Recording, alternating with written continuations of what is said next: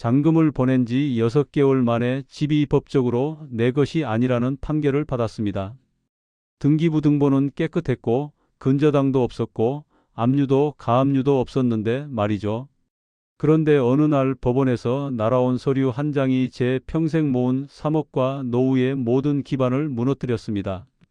집을 소개해 준 공인중개사는 제 앞에서 무릎을 꿇으며 울먹였지만 이미 모든 것이 늦어버린 상태였습니다. 저는 집을 잃었고 남은 건 2억이 넘는 빚뿐이었으니까요. 앞으로 들려드릴 이야기가 궁금하시다면 구독과 좋아요 부탁드립니다. 저는 올해 63세가 된 박명호라고 합니다. 35년을 교육청 시설관리직으로 일하며 하루도 빠짐없이 출근 도장을 찍은 그저 성실함 하나로 버텨온 평범한 사람이었습니다. 남들처럼 큰 욕심도 없었고 그저 가족과 함께 조용히 살아가는 것만으로도 충분히 행복했던 사람이었죠. 아내와 함께 한 푼 두 푼 모아온 돈으로 작은 빌라 하나를 장만했고 그것만으로도 제 인생은 충분히 만족스러웠습니다. 매일 아침 일찍 일어나 출근 준비를 하고 저녁이면 아내와 함께 저녁 식사를 하며 하루를 정리하는 그런 평범한 일상이 제게는 가장 큰 행복이었습니다. 62세에 정년퇴직을 하면서 퇴직금 1억 8천만 원을 받았습니다. 35년 동안 성실하게 일한 대가였죠. 아내와 함께 아껴 모은 1억 2천만 원까지 합치면 총 3억이었습니다. 결코 적지 않은 돈이었지만 앞으로 남은 인생을 생각하면 마냥 안심할 수만은 없는 금액이기도 했습니다. 지금 살고 있는 20년 된 빌라 한 채가 전 재산의 전부였고 앞으로는 국민연금만으로 생활해야 하는 상황이었으니까요. 처음 몇 달은 정말 좋았습니다. 35년 만에 처음으로 아침에 알람 없이 일어나고 출근 준비에 쫓기지 않아도 되는 날들이었으니까요. 아내와 함께 근처 공원을 산책하기도 하고 그동안 미뤄뒀던 친구들과의 모임에도 나갔습니다. 평생 일만 하다가 처음으로 여유를 느끼는 시간이었죠. 하지만 그런 평온함은 오래가지 못했습니다. 고정 수입이라곤 국민연금뿐이었고 물가는 생각보다 훨씬 빠르게 치솟고 있었습니다. 마트에 장을 보러 갈 때마다 가격표를 보며 한숨이 나왔고 공과금 고지서를 확인할 때마다 가슴이 답답해졌습니다. 여보, 이대로면 10년도 못 버틸 것 같은데요?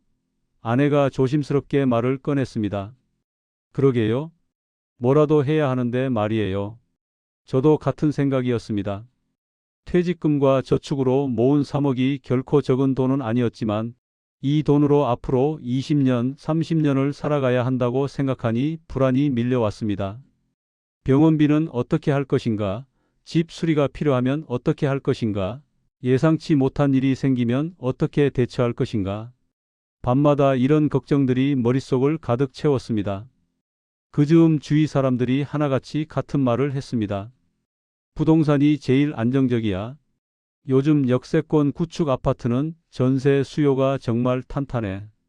퇴직금으로 월세 수익 내는 사람이 얼마나 많은데? 정말 많은 사람들이 그렇게 말했습니다.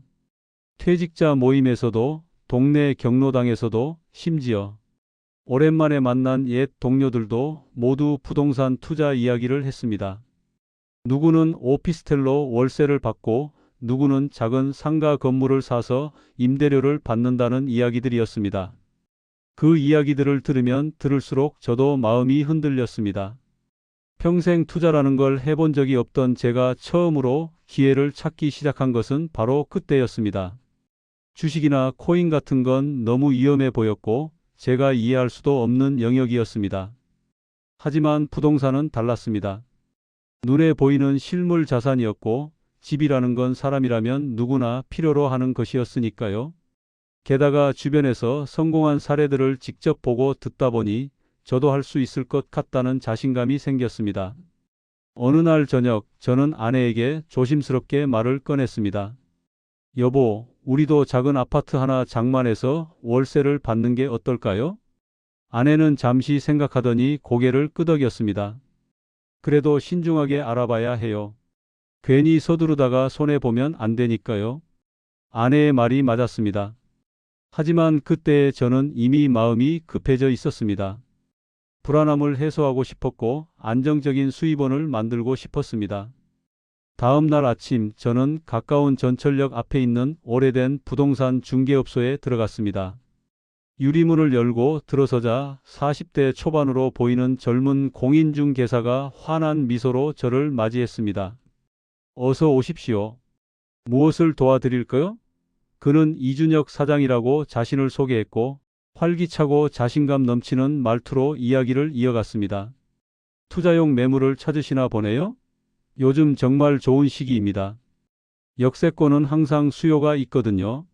저는 제 상황을 설명했습니다.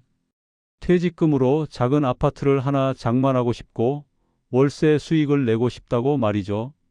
이 사장은 고개를 끄덕이며 컴퓨터 화면을 보더니 갑자기 눈을 반짝였습니다. 어르신 정말 잘 오셨어요. 마침 딱 맞는 매물이 하나 있습니다. 시세는 3억 4천인데 급매로 3억까지 내려온 12년 된 아파트예요. 전세 수요도 정말 탄탄하고 이 동네에서 이런 매물은 거의 안 나옵니다. 그의 말에 귀가 솔깃했습니다. 3억이면 제가 가진 돈으로 딱 맞는 금액이었으니까요. 등기부등본 한번 보시겠어요? 이 사장이 서류를 꺼내 제 앞에 펼쳐 놓았습니다. 저는 꼼꼼히 살펴봤습니다. 근저당 없음, 압류 없음, 가압류 없음, 소유자 단독 명의, 어디 하나 문제될 게 보이지 않았습니다. 완벽했습니다. 너무나도 완벽해 보였습니다. 이 사장은 계속해서 말을 이어갔습니다. 매도인이 급하게 지방으로 내려가야 한대요. 부모님이 편찮으셔서 급하게 처리해야 하는 상황이라고요. 그래서 오늘 안에 의사만 확실히 해주시면 2천만 원을 더 깎아드린다고 하시네요. 그러니까 2억 8천에 가능하다는 거죠. 어르신 솔직히 이런 기회는 정말 흔치 않습니다. 급매, 선착순, 오늘 안에 결정. 사람의 마음을 조급하게 만드는 말들이 계속 이어졌습니다. 저는 점점 더 흔들렸습니다. 이런 기회를 놓치면 안 될 것 같다는 생각이 들었습니다. 다른 사람이 먼저 계약하면 어떡하지? 이렇게 좋은 조건을 다시 찾을 수 있을까? 불안과 조급함이 제 판단력을 흐렸습니다. 집에 돌아와 아내에게 이야기했습니다. 여보, 정말 좋은 매물을 찾았어요. 등기부도 깨끗하고 조건도 정말 좋아요. 하지만 오늘 안에 결정해야 한대요. 아내는 조심스러운 표정으로 말했습니다. 여보, 너무 급하게 진행되는 것 아닌가요? 좀 더 알아보고 결정하는 게 어떨까요? 하지만 저는 이미 마음이 기울어 있었습니다. 등기부도 깨끗하고 조건도 좋아요. 이건 진짜 기회예요. 놓치면 안 될 것 같아요. 결국 그날 오후 저는 다시 부동산 중개업소를 찾아갔습니다. 계약을 진행하겠다고 말했습니다. 이 사장은 환하게 웃으며 악수를 청했습니다. 정말 잘 결정하셨습니다. 어르신 후회하지 않으실 거예요. 계약금 3천만 원을 송금했고 계약서에 도장을 찍었습니다. 그 순간 가슴이 두근거렸습니다. 설렘과 불안이 뒤섞인 감정이었습니다. 하지만 저는 제가 올바른 선택을 했다고 믿었습니다. 계약금을 치른 후 한 달 뒤에는 중도금을 지불했습니다. 모든 과정이 매끄럽게 진행됐습니다. 매도인과의 만남도 순조로웠고 필요한 서류들도 문제없이 준비됐습니다. 그리고 마침내 잔금일이 왔습니다. 저는 제 평생 모은 돈과 퇴직금 그리고 일부 대출을 받아 총 2억 8천만 원을 송금했습니다. 소유권 이전 등기도 완료됐습니다. 등기부등본에 제 이름이 올라갔을 때 저는 정말 뿌듯했습니다. 드디어 제 소유의 투자용 부동산이 생긴 것입니다. 그리고 놀랍게도 첫 세입자까지 순조롭게 들어왔습니다. 30대 초반의 젊은 부부였는데 보증금 1천만 원에 월세 55만 원의 조건으로 계약을 했습니다. 퇴직 후 첫 월세 수익이 들어왔을 때 저와 아내는 오랜만에 편하게 웃었습니다. 여보, 이제 진짜 한숨 좀 돌리겠네요. 그러게요. 정말 잘한 선택이었어요. 매달 55만 원이 통장에 들어오는 것을 확인할 때마다 저는 제 선택이 옳았다고 확신했습니다. 그렇게 6개월이 흘렀습니다. 월세는 한 번도 밀리지 않고 정확하게 입금됐고 세입자와의 관계도 원만했습니다. 특별한 문제도 없었고 모든 것이 순조로웠습니다. 저는 매일 아침 일어나 통장 잔고를 확인하며 뿌듯함을 느꼈습니다. 아내도 점점 밝아졌고 우리의 노후도 안정적으로 보장받을 수 있을 것 같았습니다. 그때까지는 정말 단 한 가지 의심도 없었습니다. 모든 것이 완벽했으니까요. 그러던 어느 날이었습니다. 저녁 무렵 우편함을 확인하러 내려갔는데 두툼한 봉투 하나가 꽂혀 있었습니다. 발신인을 확인하는 순간 심장이 내려앉았습니다. 서울 북부지방법원. 법원에서 온 우편물이었습니다. 손이 떨렸습니다. 무슨 일이지? 세금 관련 통지서일까? 아니면 소유권 관련 확인 서류일까? 여러 생각이 스쳐 지나갔지만 불길한 예감이 들었습니다. 집으로 올라와 봉투를 뜯었습니다. 그 순간 제 눈앞이 하얘졌습니다. 근저당권 회복 청구 소송. 원고는 새마을금고였습니다. 내용을 읽는 순간 숨이 막혔습니다. 전 집주인이 갚지 않은 대출이 있으며 등기부에는 누락돼 있으나 해당 근저당의 효력을 회복해 달라는 내용이었습니다. 저는 문장 하나하나를 다시 읽고 또 읽었지만 그 의미를 이해할 수 없었습니다. 등기부에 없었는데, 근저당이 없었는데, 저는 분명히 확인했어요. 아무것도 없었다고요? 이게 무슨 말이에요? 아내에게 서류를 보여주자 아내도 얼굴이 새하얗게 질렸습니다. 여보, 이게 무슨 일이에요? 우리 집이 어떻게 되는 거예요? 저도 알 수 없었습니다. 다만 한 가지 확실한 건 뭔가 심각하게 잘못되고 있다는 것이었습니다. 다음 날 아침 일찍 변호사 사무실을 찾아갔습니다. 법원에서 온 서류를 책상 위에 펼쳐 놓았습니다. 변호사는 서류를 집어들고 꼼꼼히 읽더니 깊은 한숨을 내쉬었습니다. 그 한숨 소리만으로도 상황이 심각하다는 걸 알 수 있었습니다. 변호사님, 이게 대체 무슨 일인가요? 제가 물었습니다. 변호사는 무거운 목소리로 설명하기 시작했습니다. 이건 가장 악질적인 형태의 말소 회복 소송입니다. 전 집주인이 금융기관에서 대출을 받고 근저당을 설정했어요. 그런데 집을 팔기 위해 금융기관과 결탁해서 일시적으로 근저당을 말소한 겁니다. 그래서 등기부에는 깨끗하게 보이는 거죠.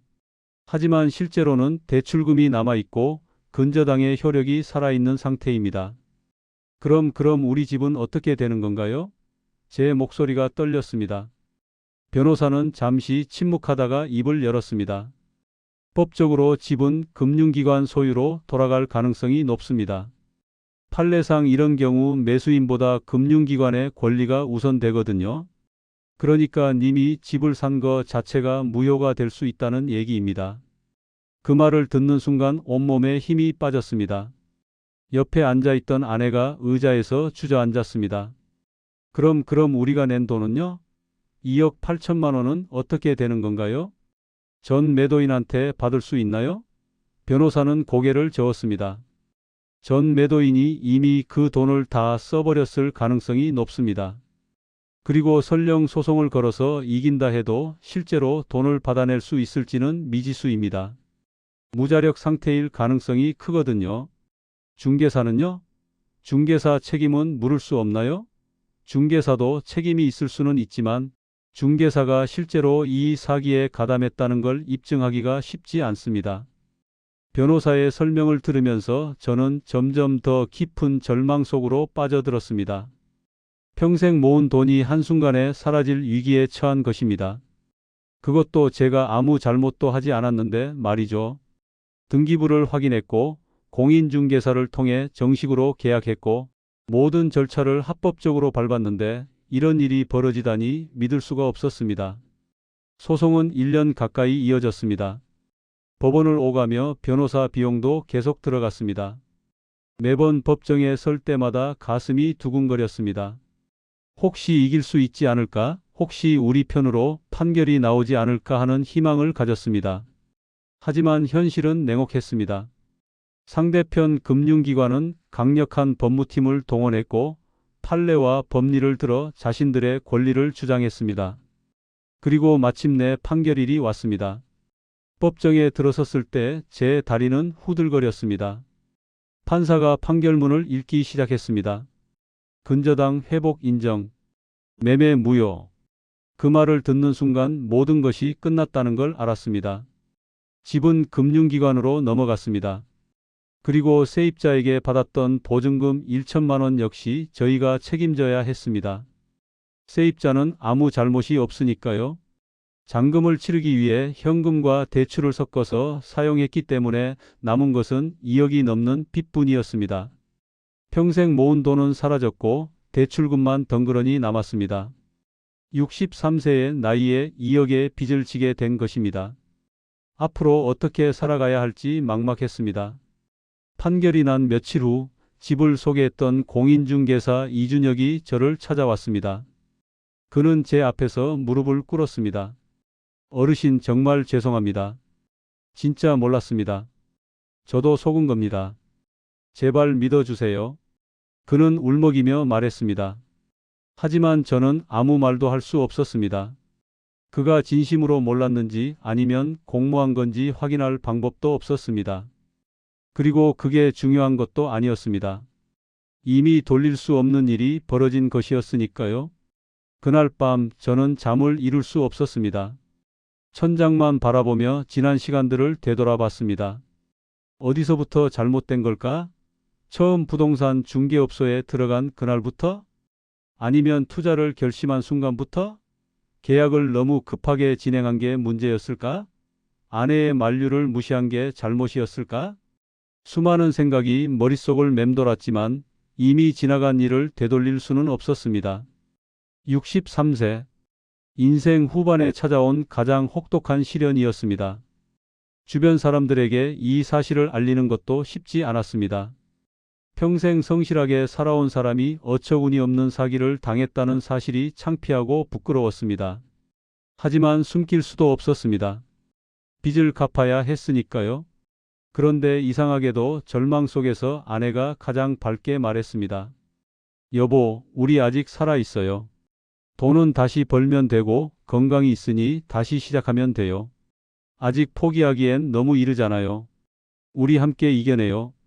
아내의 그 말에 저는 정신을 차렸습니다. 맞습니다. 아직 끝난 게 아니었습니다. 63세지만 아직 일할 수 있는 몸이 있었고 함께 이겨낼 아내가 있었습니다.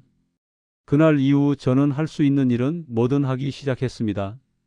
청소 용역 일을 시작했습니다. 새벽 5시에 일어나 대형 건물의 복도와 화장실을 청소했습니다. 허리가 아파도 참았습니다. 경비 아르바이트도 했습니다. 밤새 건물을 지키며 CCTV 모니터를 확인했습니다. 졸음이 쏟아져도 버텼습니다. 배달 보조 일도 했습니다. 젊은 배달원들을 따라다니며 음식을 나르고 주소를 확인했습니다. 다리가 아파도 계속 걸었습니다. 하루에 12시간씩 일했습니다. 때로는 15시간씩 일하기도 했습니다. 젊은 시절처럼 몸이 따라주지는 않았지만 쉴 수 없었습니다. 매달 갚아야 할 대출 이자가 있었고 생활비도 벌어야 했습니다. 손가락에 굳은 살이 박이고 무릎이 시큰거려도 참았습니다. 아내도 함께 일을 시작했습니다. 음식점에서 설거지를 하고 식당 홀 서빙을 했습니다. 우리 부부는 아침에 각자 일터로 나가 저녁에 만났습니다. 1년이 지났습니다. 아직 빚은 많이 남았지만 조금씩 갚아 나가고 있습니다. 한 달에 100만 원씩, 때로는 그 이상씩 갚고 있습니다. 계산해보니 앞으로 10년은 더 일해야 할 것 같습니다. 하지만 포기하지 않을 것입니다. 아내가 있고 제가 있으니까요. 우리는 함께 이겨낼 수 있습니다. 제가 이 이야기를 전하는 이유는 단 하나입니다. 등기부등본이 깨끗하다고 해서 안전한 거래가 아닙니다. 매도인과 중개사와 금융기관이 결탁하면 평범한 사람은 절대 알 수 없는 함정이 숨어 있습니다. 저처럼 노후를 잃지 않으시길 바랍니다. 투자는 신중해야 합니다. 급하게 서두르지 마시고 여러 전문가의 조언을 들으시길 바랍니다. 그리고 무엇보다 본인의 직감을 믿으세요. 조금이라도 이상하다 싶으면 멈추는 게 맞습니다. 끝까지 들어주셔서 감사합니다.